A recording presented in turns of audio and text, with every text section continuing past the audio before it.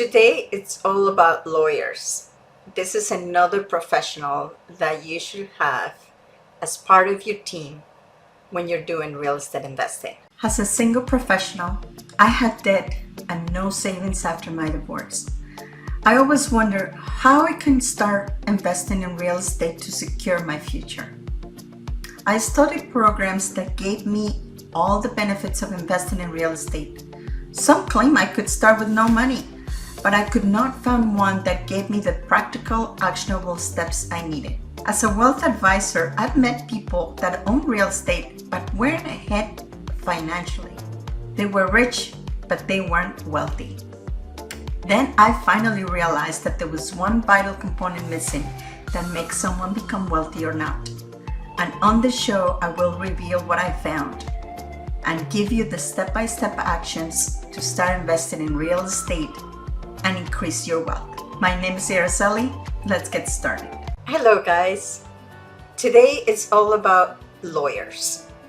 And lawyers is another one of the professionals that you should have as a part of your team to consult many different things. And it goes from right at the beginning before you even buy anything to the end after you sell it. So this is a very important piece in your contacts that you need to have. So I have a presentation today. Hold on, let me get it. As real estate investors, it's important to have a real estate lawyer that can help you with any legal problems and hurdles that might develop during the process. Their assistance is similar to the assistance provided by real estate agents, in that they will work on your behalf to make sure the purchase process goes smoothly and that any issues are quickly ironed out. Even after you've made the initial purchase, it's possible that legal issues will occur. If ever they do, a real estate lawyer can help determine what legal steps you should take. The lawyer you hire should always represent your interests, which means that you can be confident that the counsel they provide. So we're going to be covering when to hire a lawyer and when to use a lawyer. When is the best time to talk to a lawyer? A realtor and a lawyer are the first professionals you need to be in touch with. It is very important to have a local real lawyer. Not all attorneys are lawyers specialized in real estate transactions. And you want to make sure that this lawyer also has experience dealing with real estate investors.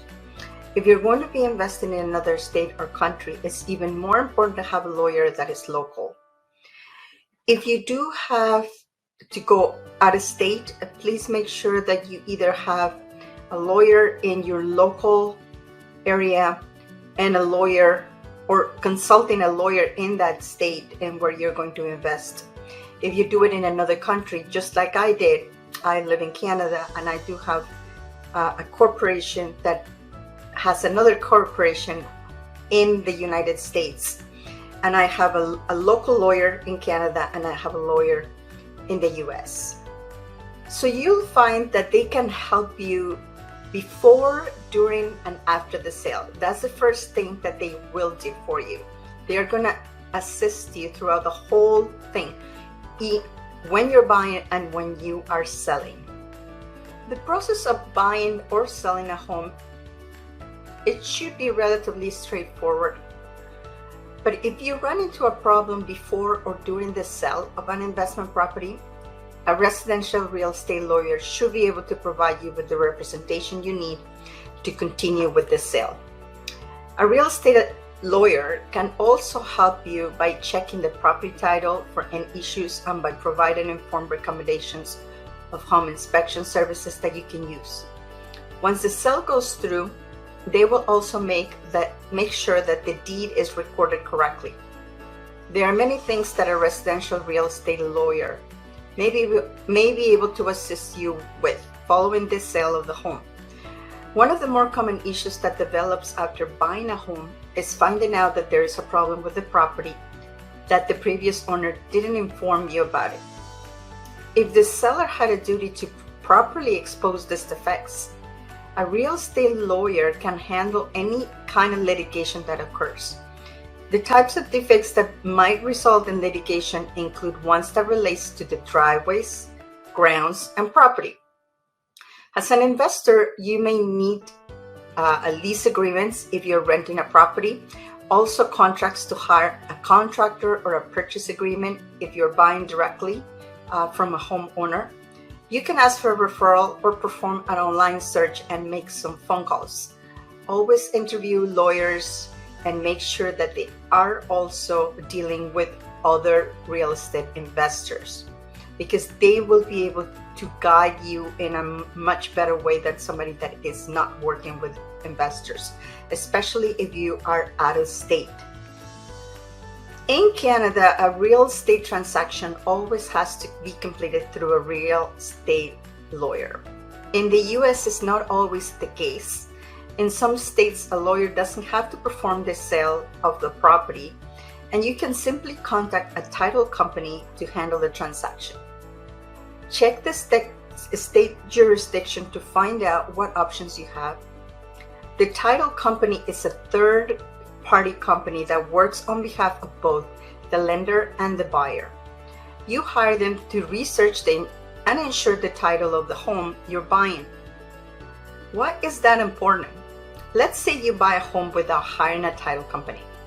Later on, you'll find out that the seller inherited the home when his father died and actually only owns half of the home. The other half belongs to his brother, who turns up on your doorstep wanting his 50% of the property. You can imagine what an unpleasant situation that would be for anyone. The title company and the title insurance policy you purchase from them will protect you from any liability, and it is an important part of the closing process. I want to walk you through what is the process and what title companies do.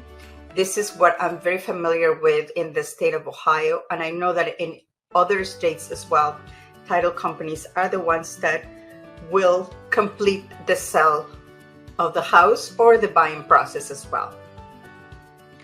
The first thing that they do, title companies do a chain of title. And what they do is do a research. And this is a research of the full history of the home ownership. A search from a title company would have revealed the second owner and stopped the sale before you close on the mortgage in the previous example.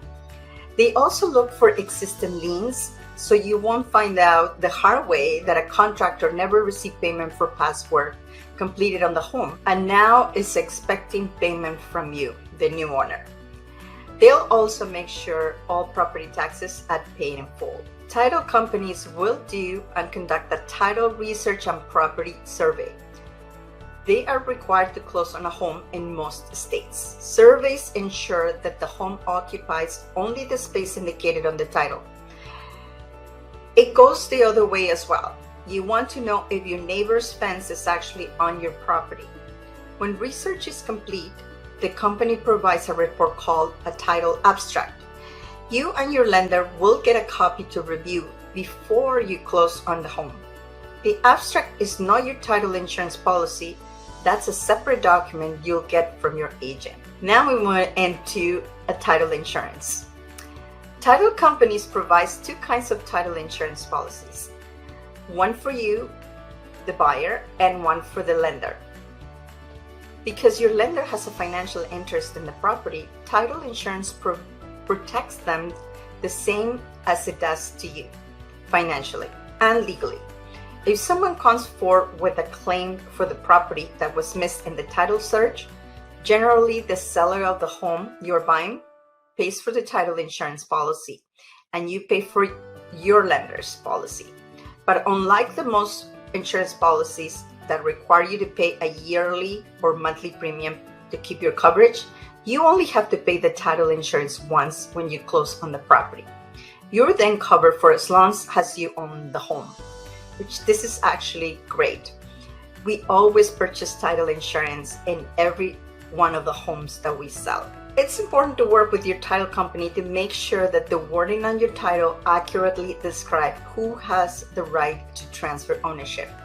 Your title phrasing may also affect you how you pay the property taxes and fees if you sell the home in the future. If you are not married and you are not the only one on the title, it's easy. You hold the title in sole ownership. But if you are married or live in a community property state, it gets more complicated. Your title company will help you understand what's best for you and what the title should say. Talk to your state lawyer to come up with exactly what you need. When I started buying and doing fix and flips, I have an LLC company, and everything was bought through the company. So we did not really have a problem. But at first, when I bought on my personal name with my first two properties, I just did it, and they ask you a lot of questions about what to have in the title. Title companies usually manage the closing on your home. This service might be called settlement, and most of the documents that you're gonna get, that would be called settlement documents. They appoint a signing agent or real estate lawyer, depending on what your state requires, to review all closing documents and finalize the deed and the title transfers. Title companies may hold and manage money in escrow, which is the funding, with the help of your escrow agent. An escrow account is a savings account managed by a third party, in this case, the title company, which distributes payouts under certain conditions. Escrow accounts are common in real estate transactions because mortgage lenders want to make sure that you have enough money for certain expenses. For example, if your lender requires a certain number of months worth of expenses held in escrow, a title company will likely manage this account on behalf of both you and your lender. All parties involved in the process of buying a house will need to send or receive funds related to the transaction. Work closely with the agent from your title company when you need to transfer funds. They'll help guide you to the safest and most convenient methods. And that is it for what it relates to the title companies. So what we just went through, it was a very overview of what lawyers do and how you should use them. As always, please check your jurisdiction in your country, if you're in Canada or in the US, and what state you are, because all the requirements for real estate transactions would be a little bit different in each area that you're working on. So just make sure that you check with a local lawyer what are the requirements for the sale and purchase of a property. We'll see you in the next one. Thank you for being here on the show. Please remember to subscribe and hit the notification bell to get notified when there are more shows available. And if you would like to have more information on how to start investing in real estate, please visit my website at www.aracelihernandez.com. Thank you.